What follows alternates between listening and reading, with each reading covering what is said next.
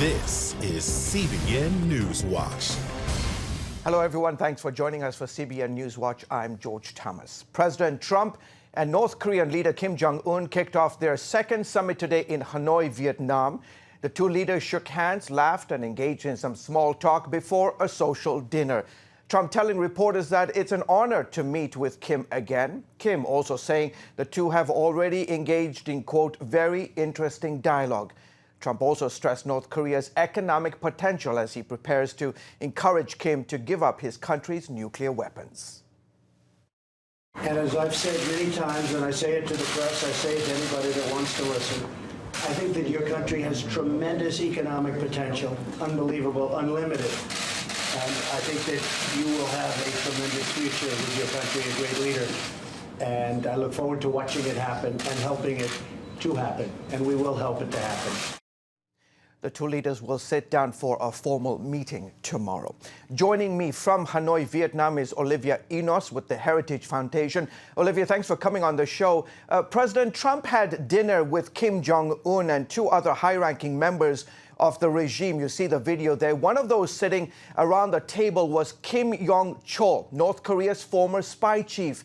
Chol is on the U.S. Specially Designated Nationals and Blocked Persons list. Olivia, why is he on this list? Yeah, it's interesting. Almost every guest that was from North Korea at tonight's dinner meeting is on the specially designated nationals list.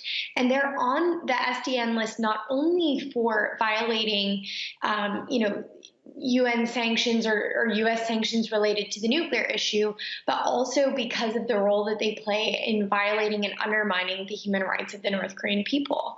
And I think this is something that's really critical. It's interesting that every time we come to the table for these various summits, whether it was in Singapore or, now here in Hanoi, it seems as though U.S. policy only has one focus, denuclearizing North Korea. But the reality is that U.S. law is much more complex than that, and it includes many provisions that highlight North Korea not only making improvements on denuclearization, but also making improvements on human rights. Let's talk to that very point, Olivia. Conspicuously absent from the summit, as you mentioned, at these discussions, is North Korea's massive human rights abuses. Why is President Trump not making this a vital part of any deal with the regime? I think, unfortunately, President Trump doesn't see the linkage between advancing human rights and achieving U.S. national security objectives. But the reality is that apart from the threat of having 3 generations of an entire family in North Korea sent to a political prison camp, you wouldn't have an acquiescent population in North Korea. And if you had a more outspoken and vocal population in North Korea, they might actually voice some opposition to the missile and nuclear programs. And beyond this, the political prison camps themselves, which house between 80,000 and 120,000 individuals today, that's a conservative estimate, they're free labor for the regime. And there have been reports that indicate that individuals inside those prison camps have chemical and biological weapons tested on them or play a role in the actual development of North Korea's weapons programs. Olivia, so raising the human rights issues has the potential to actually help the U.S. advance its own security priorities. Open Doors, you're very familiar with them. They say that North Korea is the worst place in the world for Christians. Quickly describe the challenges that Christians there face trying to maintain their faith amid persistent crackdowns. Yeah, Christians, for mere possession of a Bible, can have 3 generations of their family sent to a political prison camp. And there have been horrific reports of Christians being brutally murdered in broad daylight simply for practicing their faith. Persecution is high. This is an issue that should be raised, particularly since this will play very well with President Trump's base. So I think hopefully this will be an issue that gets raised. It was the only issue that Secretary Pompeo indicated was raised at the Singapore summit. So maybe there's hope that it'll be raised here in Hanoi. The stakes for this second summit are high. What would a win look like for the United States and North Korea? Well, it's time for the U.S. to return to the legally required definition of pressing North Korea for complete, verifiable, irreversible dismantlement of its nuclear program. And I think that putting in place steps where we can verify IAEA inspections or requiring North Korea to issue a full data declaration would be really positive steps. But I think that we can't really call the summit a success if we don't also see human rights issues being raised and perhaps incremental asks, for example, that there be access granted for humanitarian actors to provide aid to the neediest in North Korea, that prison camp population that receives so little attention and needs and deserves much, much more foreign policy attention and assistance. Okay, terrific. We have to leave it there, unfortunately. Olivia, thank you so much for joining us, Olivia Enos with the Heritage Foundation. On to other news. President Trump's former attorney, Michael Cohen, appeared before Congress today to accuse his former boss of criminal conduct while in office. Cohen pleaded guilty last year to lying to Congress about the timing of a business proposal with Russia and to campaign finance violations surrounding Trump's alleged affair with porn star Stormy Daniels. Cohen said Trump didn't directly tell him to lie to Congress, but did so, quote, in his own way. Cohen told the panel that Trump made it clear that he wanted him to lie and says he is now ashamed for his actions. I am ashamed of my weakness and my misplaced loyalty, of the things I did for Mr. Trump in an effort to protect and promote him. I am ashamed that I chose to take part in concealing Mr. Trump's illicit acts rather than listening to my own conscience. I am ashamed because I know what Mr. Trump is. He is a racist, he is a con man, and he is a cheat. We'll have more on Cohen's hearing and the latest from Washington tonight on CBN's Faith Nation, right here on the CBN News channel. The House is set to pass a new gun control bill, the first of its kind, by the way, in decades. Democratic leaders say they have the votes to pass two measures that would require background checks on all commercial gun sales. Gun control advocates praise the measure as a step toward preventing mass shootings. Republican critics contend the legislation would not be effective because in several mass shootings, gunmen passed a federal background check. They say the law would eventually lead to measures that could threaten the rights of legal gun owners. The United Methodist Church has voted for a traditional view of marriage. It will not be ordaining gay clergy either. At the church's conference, which ended Tuesday, delegates voted for a measure supported by conservatives called the Traditional Plan. About 43% of the delegates were from foreign countries, mostly Africa, and they overwhelmingly supported traditional views. One minister from Liberia called the Traditional Plan, quote, the biblical plan. But many liberal churches in the U.S. may leave the denomination because of the decision. The United Methodist Church is the second largest Protestant denomination here in the U.S. It has nearly 7 million members. A coalition of ministries are working together to bring a prayer movement to nearly 5,000 college campuses Thursday. InterVarsity Christian Fellowship is heading up the effort called Collegiate Day of Prayer.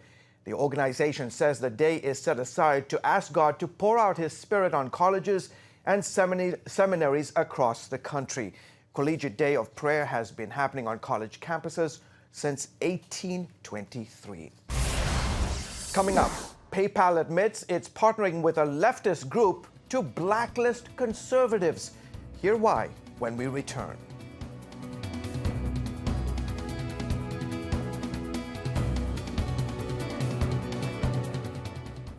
CBN presents The I Wills of God, your path to overcoming fear and anxiety. We're going to talk about some of the incredible promises God has made to His children. In Pat Robertson's newest teaching, you'll discover the I Wills of God. I will rescue him, protect him, answer him, be with him in trouble, deliver him, honor him, satisfy him with long life, show him my salvation, and see amazing stories of God's promises in action. What I felt was loved and treasured. God spared my life twice in 3 days. The good Lord had given me a second chance. Break free from stress and despair. The Lord doesn't want you to live in fear, but to know the rewards given to those who love God. Call 1-800-700-7000 or visit CBN.com. The I Wills of God, your path to overcoming fear and anxiety. Hello, I'm Terry Newsom. Did you know there are more than 148 million orphans in the world today? 148 million. But it was 3 little girls that taught me about the plight of orphans. My husband and I spent nearly a month immersed in the daily activities of a Ukrainian orphanage as we waited to adopt 3 sisters. I saw firsthand the utter loneliness, the pain of rejection, and the overwhelming desire to be loved. That experience changed me forever. And out of it grew a ministry from my heart called Orphans Promise. Today, we're helping orphans and vulnerable children in more than 50 countries worldwide. Thousands of children are now in safe homes. They're being educated, and they're learning life skills. I'm asking you to join with me and become family to these children.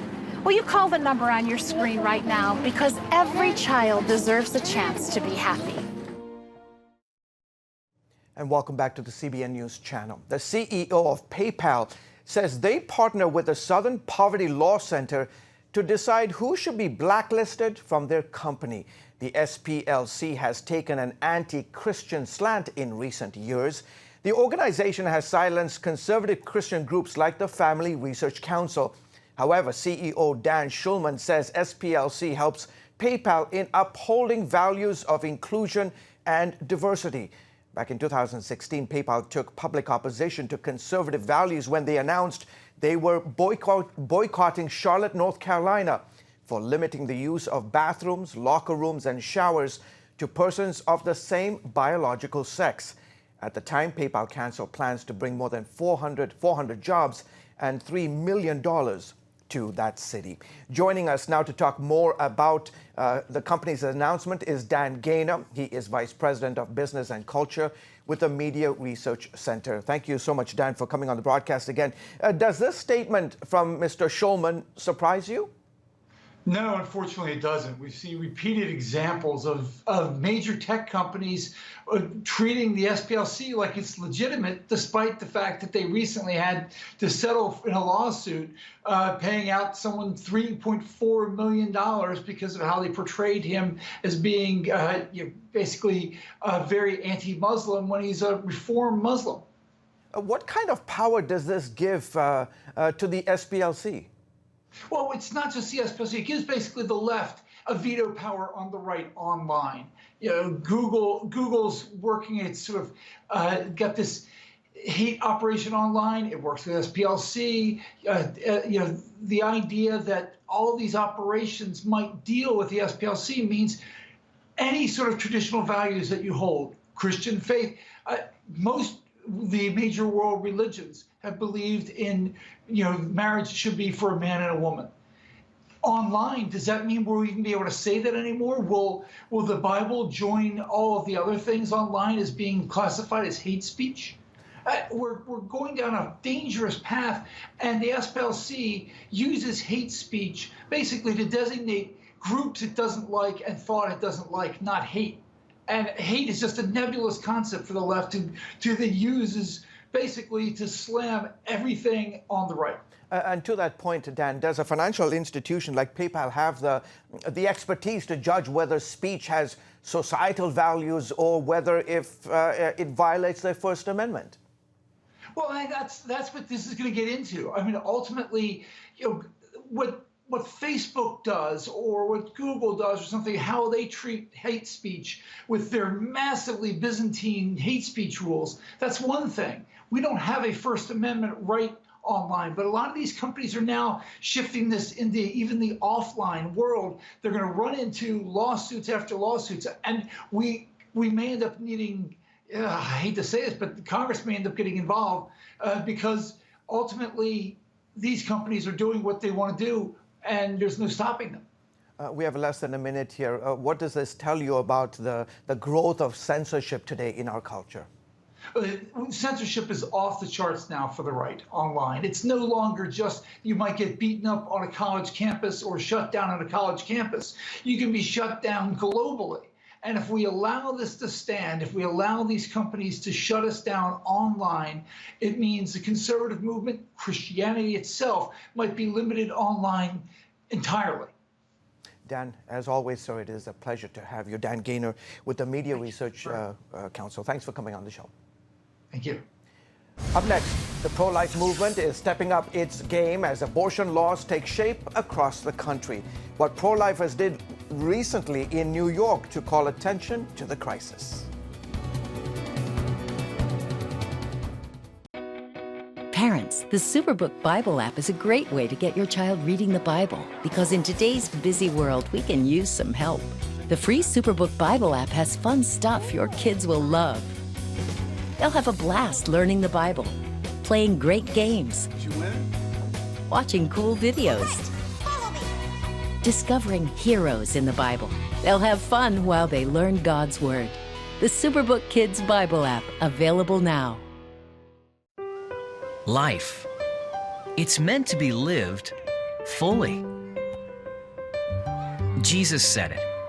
I came to give you life. Life to the fullest. Life in your family. Life in your finances. Life in your body, mind, and spirit. Life in your everyday.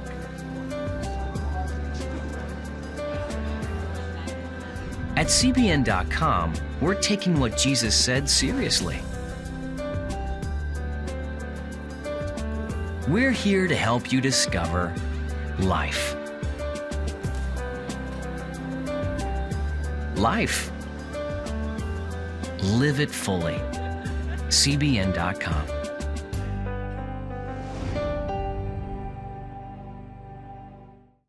Discover the I wills of God. I will rescue him, protect him, answer him, be with him in trouble, deliver him, honor him, satisfy him with long life, show him my salvation. What I felt was loved and treasured. God spared my life twice in 3 days. The good Lord had given me a second chance. Call 1-800-700-7000 or visit CBN.com. The I wills of God, the latest teaching from Pat Robertson. Welcome back to the CBN News Channel. Parents are outraged and on edge after tips for committing suicide are appearing in children's cartoons on YouTube and the YouTube Kids app. The Washington Post reported that an anonymous mother initially spotted the content while her son was watching cartoons on YouTube. About 4 minutes into a video, the cartoon cut away to a clip of a man walking onto the screen and simulates cutting his wrist. He tells watchers, quote, "Remember kids, sideways for attention, long ways for results," and then he walks off screen. The video then quickly flips back to the cartoon. A YouTube spokesman released a statement saying they took the video down and said, "We work to ensure the video in YouTube Kids are family friendly and take feedback very seriously." New York's late-term abortion law has sparked national outrage among many in the pro-life movement. Thousands of pro-lifers recently gathered in Albany, New York to cry out to God in opposition to abortion.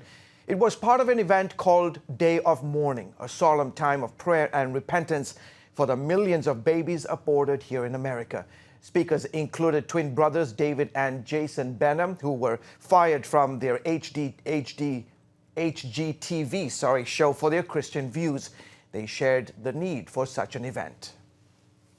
It's a spiritual battle between truth and lies, light and darkness, good and evil. And what we have to understand is that in this radical revolution, this culture of death that's upon America, is that the ceiling always becomes the floor. It goes from acceptance to appreciation to celebration and now to participation. I mean, it's not going to stop until Christians step up. You need boldness to stand in culture, but you need boldness fueled by brokenness. That's the key. That's where Day of Mourning came in. Elizabeth Johnston, also known as the activist mommy, helped to organize the Day of Mourning, and she joins us now. An anti-infanticide bill was defeated in the U.S. Senate this week. This, as more states, as you know, adopt late-term abortion laws. What does this say about our culture today? We have no respect for life, and the left has an intentional agenda here to continue to ramp up the amount of death that we are going to allow. And we are just so grieved. We can see that this is not going to end, that what happened in New York, George, they are going to continue to do in state after state after state. Vermont, Illinois, the governor in Illinois has now said that he wants Illinois to be the, what was the term he used? I believe the most abortion-friendly state in our nation. And so we believe that the response of the day of mourning really honors God and touches the heart of God.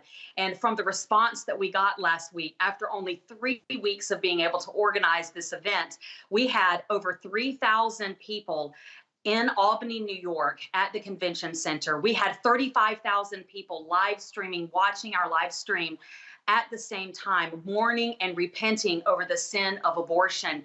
The response has been incredible, George, and we're hearing from all over the world. This movement is going global, and people recognize that this is no longer an issue that is just a policy issue, a political issue, but that we have a vertical problem with God that we have got to address. We've got to get the heart of God. And as Christians, we need to own this national sin, and that's what we're doing with the Day of Mourning. Elizabeth, the location that you guys chose for this event was pretty significant. Why is that? Yes, we were underneath the State House where Cuomo and the radical feminists not only signed, but celebrated like they had won a Super Bowl game or something, celebrated this infanticide law. We were under the ground of the State House in the convention center. We just thought that was very prophetic. You know, it's as if Satan thought that he had crushed us, a blow that we could not recover from, but he did not remember that we are seeds, and when you crush seeds, they grow back. And we believe that this whole situation with the infanticide laws that are being pushed is going to be the catalyst to national revival. I wish you could have been there and seen what took place on Saturday. People are being woken up in the middle of the night with dreams and visions and are sharing those with me, and they are coming to pass. We had 2 prophetic words come forth in this room full of 3,000 people from every kind of denomination and type and stripe you could imagine. We had 2 prophetic words come forth. God is moving and stirring his people. I'm telling you, we are on the precipice of national revival, and that is why we are about to keep going with Day of Mourning from city to city to city. We are going to get on our faces before God and repent for the sin of abortion. And that's what New York pastors did. That stage on Saturday was filled with New York pastors, dozens of them, literally on their faces before God, repenting for their apathy and being silent on this issue of abortion. This is powerful. Real quickly, just a few seconds here. You know, you heard me read this story about the YouTube kids now having tutorials on how to commit suicide. Elizabeth, you are a mother of 10. How would you warn parents about this? Do not let the internet babysit your children. Go to bark.com and covenanteyes.com and take control over what your children are viewing and keep them safe. It's our obligation. Okay, terrific. Always a pleasure to have you on our broadcast. Thank you so much for coming on. Thank you, George. You're most welcome.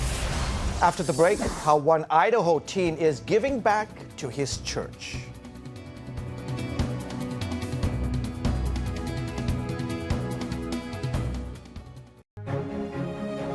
When you give, smiles grow bigger. When you care, homes are happier. When you comfort, the hurt goes away. When we all come together to love, miracles happen. Hello, I'm Terry Newsom. Did you know there are more than 148 million orphans in the world today? 148 million. But it was 3 little girls that taught me about the plight of orphans. My husband and I spent nearly a month immersed in the daily activities of a Ukrainian orphanage as we waited to adopt 3 sisters. I saw firsthand the utter loneliness, the pain of rejection, and the overwhelming desire to be loved. That experience changed me forever. And out of it grew a ministry from my heart called Orphan's Promise, Today, we're helping orphans and vulnerable children in more than 50 countries worldwide. Thousands of children are now in safe homes. They're being educated, and they're learning life skills. I'm asking you to join with me and become family to these children. Will you call the number on your screen right now? Because every child deserves a chance to be happy. Hello? Is this thing on? Hey, kids, do you love games? And do you love discovering things? Well, do ya? Then you're gonna love this. It's the new free Superbook Kids Bible app. You can play games, watch videos, find answers to your questions, and a whole lot more. The new Superbook Kids Bible app. Free downloads available on iTunes and Google Play now. It has the power to influence weight loss, boost your immune system, and improve brain function. We've seen an explosion of data on the role of the gut microbiome in health. The free Build a Better Gut booklet reveals the latest information about the gut microbiome. You'll discover how your gut affects the rest of your health. The gut microbiome has been linked to depression and cancer and heart disease. Learn how to build a stronger, healthier gut. The microbiome, if it's in good composition, are really protecting us all the time from more invasive things. Get the Build a Better Gut booklet, free from the Christian Broadcasting Network. Call 1-800-700-7000 or go to cbn.com/buildabettergut. You need to make sure that your microbes are working with you, not against you. And if you order online, you'll get immediate access to the Build a Better Gut series, a digital copy of the booklet, and related bonus material. Build a Better Gut today. Call 1-800-700-7000 or go to cbn.com/buildabettergut for your free copy. Welcome back to the CBN News Channel. Tim Tebow's Run the Race movie opened in the top 10 at the box office this past weekend. And by the way, his movie marks the return of a familiar face to the big screen. Hey, man. Hey, buddy. Oh, It's me. I know. Mario Van Peebles has enjoyed a long and impressive career in the entertainment world, following in the footsteps of his legendary father and passing it on to his children. Richard is here to help us, brother. He's sharing his latest role and some new wisdom with Studio 5. So I played a minister, and in Malcolm, my two daughters played my daughters, and my father interviewed Malcolm. That's Mario Van Peebles. He has enjoyed a long and impressive career, as you know, in the entertainment world, following in the footsteps of his legendary father, Melvin Van Peebles. And now he's passing it on to his children. He shares his latest role, as you saw there, and his wisdom with Studio 5's Ephraim Graham. Mario Van Peebles plays the role of a preacher in Tim Tebow's Run the Race. And he's featured, by the way, in this evening's Black History edition of that broadcast. You can catch it only on the CBN News Channel tonight at 9:30 p.m. An Idaho teen says he plans to donate thousands of dollars to a local church. 18-year-old David Holston took his landscaping business all the way to Seattle and saw big-time payoff after a recent snowstorm. The young man earned $33,000 in just 4 days. He plans to give $7,000 of that money to God. Holston told Fox News that he plans to tithe 20% to advance the kingdom. So awesome. Good on you, young man. Most excellent. Well, folks, that is it for this edition of the CBN News Channel. As always, you can get all the great news at cbnnews.com. Have a great day, and God bless you.